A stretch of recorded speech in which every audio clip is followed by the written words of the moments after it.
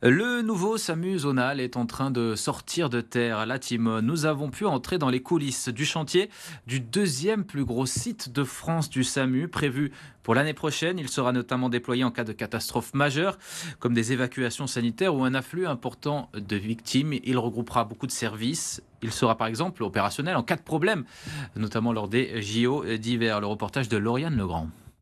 Plus de 7000 m², 2 étages et un garage, le deuxième SAMU de France prend forme au grand bonheur du personnel médical. On est dans des locaux qui sont un petit peu vieillissants et qui ne sont plus dimensionnés pour l'activité qu'on a aujourd'hui au sein du service.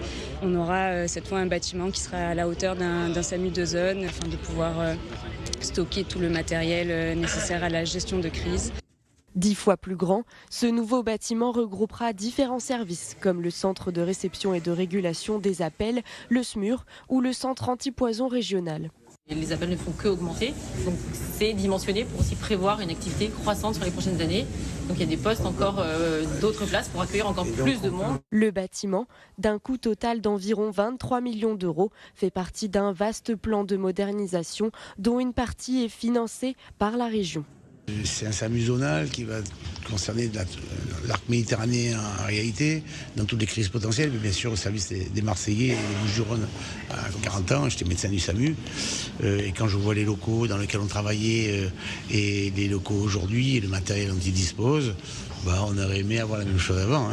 L'objectif affiché pour le centre de régulation est de passer de 800 000 appels à 1 million une fois installé dans le SAMU zonal prévu pour avril 2026.